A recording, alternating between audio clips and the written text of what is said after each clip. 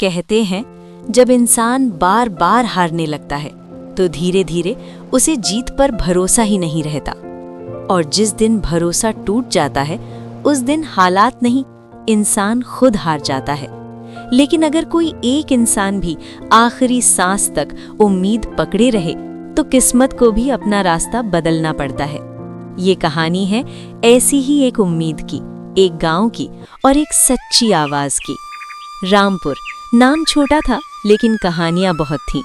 चारों तरफ खेत थे, कहीं सरसों, कहीं गेहूं, कहीं सूखी पड़ी जमीन, कच्चे रास्ते, मिट्टी से सने घर और बीच गांव में एक बहुत पुराना कुआं। कभी इसी कुएं से सुबह की शुरुआत होती थी। औरतें हंसती बोलती आतीं, घड़े भरतीं, बच्चे खेलते थे। लेकिन आज वो कुआं बस एक गहरा गड्ढा था जिसमें ना पानी था, ना आवाज, ना हलचल। और जब किसी गांव का कुआं सूखता है ना, तो सिर्फ पानी नहीं सूखता, लोगों की हिम्मत और सपने भी सूख जाते हैं। इसी गांव में रहता था माधव, साधारण सा आदमी, न ऊंची बातें न बड़े सपने।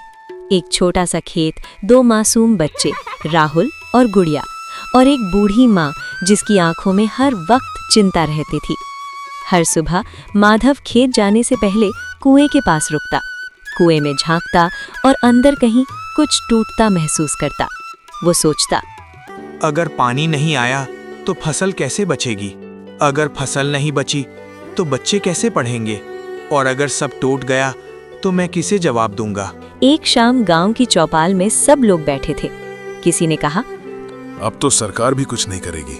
कोई बोला, पानी तो अब भगवान ही देंगे। माधव चुपचाप सुनता रहा। फिर अचानक बोला, अगर हम सब मिलकर कुएं की सफाई करें, गाद निकालें, तो शायद नीचे पानी मिल जाए। एक पल की चुप्पी, फिर जोर की हंसी। अरे माधव, इतने सालों से सूखा है, कुआं मर चुका है, तू किसान है या सपना देखने वाला? माधव कुछ नहीं बोला, क्योंकि जो लोग सच में कुछ करना चाहते हैं वो बहस नहीं करते, काम करते हैं। उस रात पूरा गांव सो गया, लेकिन माधव की आंखों में नींद नहीं थी। उसने फावड़ा उठाया, रस्सी ली और धीरे धीरे कुएं के पास पहुंच गया। चांदनी हल्की थी, हवा ठंडी थी और कुआं डरावना सा लग रहा था। माधव ने खुद से कहा, अगर डर गया तो बच्चे क्या सीखेंगे? और वो नीचे उतर गया। हर फावड़े के साथ गाद निकलती रही, हाथ छिलते रहे, पीठ दुखती रही, पसीना बहता रहा, लेकिन दिल में एक ही आवाज गूंजती रही, अगर आज कोशिश नहीं की तो कल बच्चों को क्या दूंगा? दूसरी सुबह माधव देर से घर लौटा। माँ ने हाथ देखा, छिल गए थे। बेटा, कहाँ था रात भर? माधव बोला, माँ, कुएं में। माँ चुप हो गई, फिर धीरे से बोली, बेटा, लोगों से मत लड़, तू अकेला क्या कर लेगा? माधव ने बस इतना कहा। माँ, अगर मैं नहीं करूँगा तो कौन करेगा? 3 रातें बीत गईं। शरीर थक चुका था लेकिन मन नहीं। चौथी रात फावड़ा कुछ अलग सी मिट्टी से टकराया। माधव रुक गया, हाथ से मिट्टी उठाई, ठंडी थी और नम थी। उसकी आंखों में आंसू आ गए। पानी अभी जिंदा है, बस थोड़ी और हिम्मत चाहिए। अगली सुबह कुछ बच्चों ने देखा कुएं के पास मिट्टी पड़ी है। एक बूढ़े ने ध्यान दिया, कुएं से ठंडक आ रही है। कोई कुछ नहीं बोला, लेकिन रात को एक और फावड़ा चला। फिर अगले दिन एक और। एक रात माधव ने सुना पीछे किसी के कदम।